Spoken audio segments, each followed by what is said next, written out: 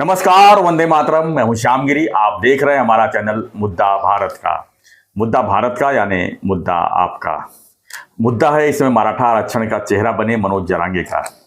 जी हाँ, मनोज जरांगे इस समय फिर से जो है मराठा आंदोलन के लिए जो है उपोषण में बैठ गए हैं और जालना में बैठे उनका जो है आज 5वां दिन है। लेकिन वहां पर अभी तक वो जिस स्थिति में है उसमें न सरकार कोई सुध ले रही है न कोई। और सवाल ये उठता है कि मनोज जरांगे का आखिर में होगा क्या। इसमें स्थिति उनकी पूरी बिगड़ चुकी है। वो बिना पानी, बिना खाना, बिना दाना का जो है उपोषण में आज 6वां दिन है आज। लेकिन जो है स्थिति काफ़ी दयनीय है और दवा लेने के लिए, उपचार लेने के लिए किसी भी हालत में तैयार नहीं है। तो ऐसे में क्या होगा उनका और क्या होगा मराठा आरक्षण का, इसी पर हम थोड़ा चर्चा कर लेंगे हमारे सहयोगी अनिल जी से और जानेंगे कि मराठा आरक्षण का जो मामला है वो तो पिछले दिनों सुलझ गया था, तो अब वापस कैसे फिर से सुर्खियों में आ गया। सर क्या कहेंगे सर, मनोज जरांगे जी ने जो मुंबई के लिए जब कूच किए थे, काफी संख्या में उनके साथ में समर्थक थे और उन्होंने जो है मुख्यमंत्री जी से मिलने के बाद कहा कि हमारी सारी मांगे पूरी हो गई, जीआर आ गए, एक दूसरे तो अचानक से फिर से आंदोलन निकल गए, फिर जालना में जो है अंतरवाली में बैठ गए और इस पर उपोषण में जो है उनको जो प्रतिशत मिलना चाहिए था मीडिया का, सरकार का, वो मेरे ख्याल से मिल नहीं पा रहा है। तो ऐसे में क्या देख रहे हैं सर, स्थिति तो काफी नाजुक लग रही है मनोज जरांगे की। सर सबसे पहली बड़ी बात है जो कल हुई जी, जो आज तक थोड़ी सी ऑफ द रिकॉर्ड में हो रही थी मगर ऑन द रिकॉर्ड टीवी पे लोगों ने नहीं देखी थी। और उसने अगर टीवी पे वो बोला है तो हमको वो शब्द उसने जो यूज किए, हम क्या टीवी चैनल नहीं हो कि बच्चे देखते हैं, हमारा पैचर लोग देखते हैं, तो वो टू टू टू कितनी बार टू किया, 10 बार चैनल वालों को उनके शब्द टू करने पड़े। वो मादर चौथ बोले, गांडू बोले, आईसा भोसड़ा बोले, सुतमारीचा बोले, आई झोंटाकिन बोले, कौन? मनोज जरांगे। ये शब्द सब उनके टेप है, इसमें मैं लेके आया हूँ दिखाने के लिए। किसको बोला उन्होंने? सरकार को। सरकार तो मदद कर रही है सर, सीधे साहब उनके साथ परछाई तरह खड़े थे। और भी 4 शब्द है, और क्या, भोसड़ीचा, हाँ वो भड़वा वगैरह सब 10 शब्द बोले वो।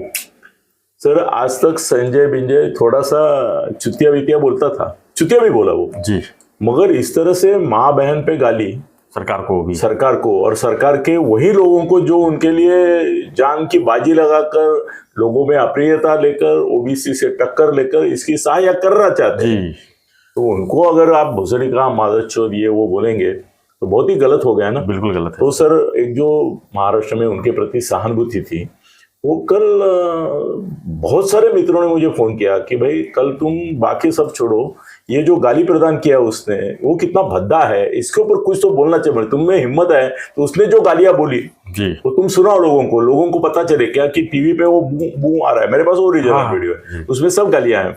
तो बोले आपको कमेंट करना चाहिए इसके ऊपर। मैं बोला देखो, मनोज जरांगे जो है वो कोई बड़ा आंदोलक है ही नहीं जी, वो संयोगवशात बाय लक अचानक से बढ़ गया और ऊपर आ गया, नेता बन गया। तो उसकी जो पात्रता, योग्यता, क्षमता, बुद्धि है, वो लेवल क्या है वो कल उसने दिखा दिया। ये इतने भद्दे शब्द यूज करके उसने दिखा दिया कि मैं असली में मैं ये हूँ। वो सीएम बीएम के यहाँ बैठता हूँ तो भी उल्टा सीधा बोलता हूँ मैं, पर इतना मेरा ये लेवल है, ये गालियां जो बोलता है वो लेवल का आदमी हूं मैं, ऐसा उन्होंने सिद्ध कर दिया। दूसरी बात ये ऐसी है सर कि उस दिन तुमने जल्दी जल्दी में मुंबई जाने का अवॉइड किया, पेड़े बांटे, मुख्यमंत्री को हार डाले, फूल बरसाए, गांव गांव में फटाके बजे, दिवाली आ गई पूरी तरीके। हाँ, तो इसका मतलब होता है कि तुमने अपने ही मराठा समाज की दिशा भूल की। अगर तुमको मालूम था उस समय, क्योंकि कैसे दूसरे दिन से उसने डाउट खुद ही चालू किया जी कि हम मना रहे, ये मना रहे, मगर अभी नहीं मनाएंगे, बाद में मनाएंगे, वो इसका ये होना चाहिए, उसका हो जाना चाहिए, नहीं तो मैं 10 तारीख को ऑपरेशन के लिए जा रहा हूँ, ये भी सब वो तुरंत बोलने लगा। इसका मतलब यहाँ पे उसको बम्बई आने की हिम्मत नहीं हो रही थी जी, और मुंबई आके ऑपरेशन करने की भी हिम्मत नहीं हो रही थी, और वो दबाव में आ गया। और प्रेमा फेसी जो दिख रहा था, हमने तो उसी दिन वीडियो बनाया था कि इसको हाथ में कुछ लगा नहीं है जी, हमने क्यों इतना सेलिब्रेशन कर रहा है, सेलिब्रेशन लायक कुछ नहीं है, उसकी एक भी मांग पूरी हो रही नहीं है, तो क्यों सेलिब्रेशन कर रहा है। तो वापिस जाने के बाद जो मराठा कार्यकर्ता होंगे, मराठा समाज में भी प्रतिक्रिया हुई कि भाई हम लोग एक तो नवी मुंबई तक पहुंचे थे, मुंबई जाना चाहिए था, आप मुंबई नहीं गए जी और आपको मराठीत बोलतो आम्ही गुंडाळलं, फसवलं। आणि वहां तो आपने बड़ा तीर मारा, स्मार खा बन के घूमे कि हाँ जीत गए भाई, जीत गए।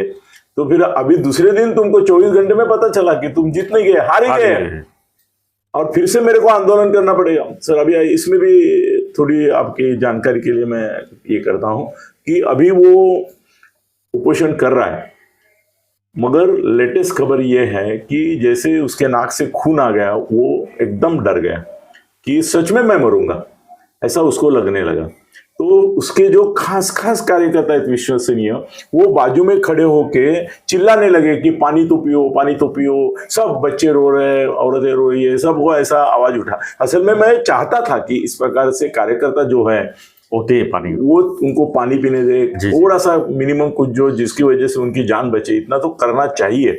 ये भी मैं भी चाहता था, मैंने तो बोला भी था कि ये होना चाहिए। मगर उससे आगे चल के ऐसा है कि अभी उन्होंने मेडिकल एड सलाइन से लेके सब स्वीकार की है। अभी लेटेस्ट मैं 5 मिनट पहले की बात मैं आपको दे रहा हूं कि अभी उन्होंने एक्सेप्ट किया है कि मैं मेडिकल ट्रीटमेंट ले लूंगा। सर नहीं तो मुझे सरकार से खबर मिली थी, सरकार के किसी बड़े आदमी से, जब मैंने इसके बारे में डिस्कस किया कि ये तो मर जाएगा अगर किसी ने उसको रोका नहीं। तो मैं बोला उनको कि मैं तो सोचता था कि उसके आजू बाजू के कार्यकर्ता जो उसके ऊपर इतना प्यार करते हैं, वो उनको बोलेंगे कि नहीं दादा तुम्हें किसी भी हालत में आपकी जान बची लाखों पाए, जान है तो जहान है, जान है तो जहान है, सर सलामत तो पगड़ी पच्चीस। तो आपकी जान माननी नहीं चाहिए। आप कुपोषण मत करो, या तो करते हो तो प्रतीकात्मक करो, खाना पीना चालू रखो, पानी तो कम से कम लियो, इलेक्ट्रॉल लो बाबा अपना नाहजारी जैसा।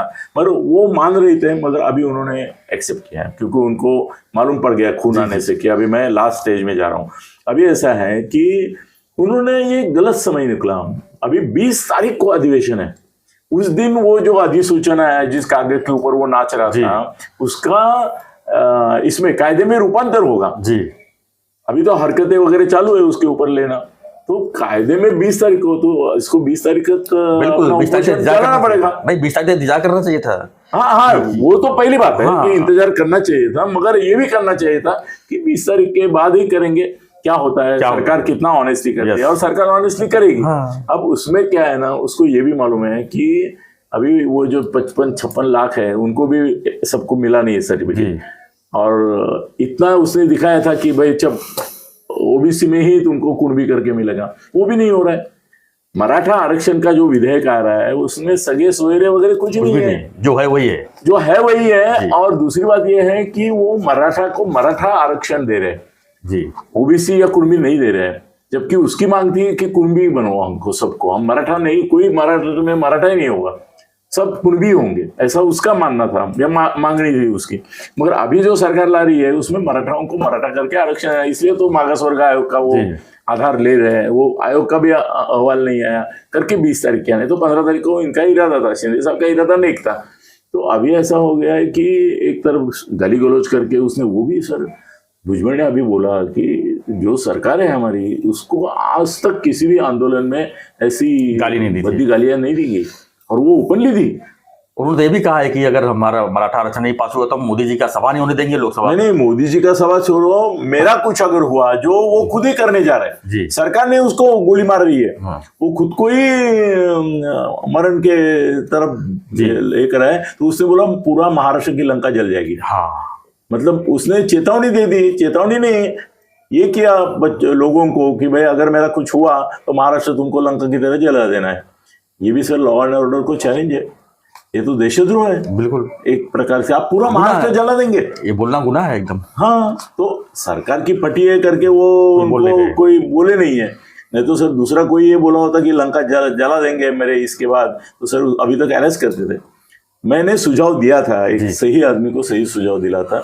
मैं बोला ये इनका ऑपोजिशन जो है वो अगर हद के बाहर जाता है तो आप एक काम करो, उनके सहकारियों को बुलाओ, उनकी एक मीटिंग लो, उनको बोलो कि ये ऐसे तुम्हारा भी मान नहीं रहे, हमारा भी मान रही है, हमको इनकी जान बचानी है जी, किसी भी हालत में इनको मरने नहीं देना है। तो हम टेक्निकली उनको अरेस्ट करते हैं, अरेस्ट करके उनको हॉस्पिटल में कंपल्सरी एडमिट करते हैं। ये अरेस्ट खाली उनको हॉस्पिटल ले जाने के लिए है, पर वो मानते नहीं तो अरेस्ट करेंगे, ऐसा प्रपोजल आप उनको दो, और वो बोले कि ये दे चुके हैं हम, ये प्रपोजल दिया है कि हम उनको अरेस्ट करके हॉस्पिटल में लेके जाते हैं। पर अरेस्ट इस शब्द की एलर्जी है इन लोगों को, बोले अरेस्ट करके मत लो, फिर हम कैसे लेके जाए हॉस्पिटल? अरेस्ट के हिसाब वो से अरे आता ही नहीं है, वो तो इलाज नहीं लेता है। शुरुआत में तो वही हुआ था, जो अरेस्ट करके जो उनको हॉस्पिटल ले जा रहे तो इसी में दंगा हुआ और इसमें बड़े हो गए। नहीं, अभी भी ऐसा है कि वो ठीक है पानी भी नहीं पी रहे हैं, मगर सर उनका शरीर साथ नहीं दे रहा है उनका। तो मनोज जरांगे ना, ये उपोषण ही गलत है पहली नंबर। हाँ, वो 20 तारीख सरकार के जीआर का जो है अधिवेशन का इंतजार करना चाहिए था, सीधी सी बात। और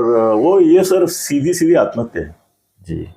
इस तरह से मुझे मालूम नहीं है कि उपोषण करके ऐसा कोई अगर करता है तो उसके ऊपर क्या कानून लागू होता है कि नहीं होता है आत्महत्या का कलम। मगर अभी तो मुझे पता है, मैंने सुबह एक वकील से बात की, वो बोला कि अभी आत्महत्या जो है वो गुनाह नहीं है, अगर असफल हुए तो आपका कंसोलेशन समुपदेशन किया जाता है, क्योंकि वो ऑलरेडी पनिश कर रहा है खुद को आत्महत्या करके, उसके ऊपर आप उसको जेल में डालेंगे, ये और अत्याचार होगा। तो कानून अभी बदली हुआ है, बोले उपोषण करना ये करना, मगर ठीक है, मगर गाली गलौज देना नहीं चाहिए था, वेट करना चाहिए था 20 तारीख तक। और शिंदे और सर फडणवीस और अजीत दादा वगैरह उनकी मीटिंग में यही चर्चा हुई, क्योंकि उनके पास ओरिजिनल टेप था ना। तो बोले इस प्रकार की गालियां हमको दे रहे हैं, धमकियां दे रहे हैं, महाराष्ट्र जला देंगे बोल रहे हैं। सर उन्होंने अपने को ही मुसीबत में डाला है, अभी इसमें बाहर निकाला बहुत मुश्किल है। धन्यवाद सर। तो आपकी क्या प्रतिक्रिया है? मनोज जरांगे जो कर रहे हैं, जो उपोषण कर रहे हैं, जो आंदोलन कर रहे हैं, अब की बार आपकी क्या प्रतिक्रिया है उस पर हमें कमेंट बॉक्स में लिखिए। और हमारे ऐसी खबरों के लिए बने रहिए हमारे साथ। और वीडियो पसंद आई हो तो लाइक शेयर और सब्सक्राइब करना ना भूलें। धन्यवाद। जय हिंद, जय महाराष्ट्र, जय श्री राम।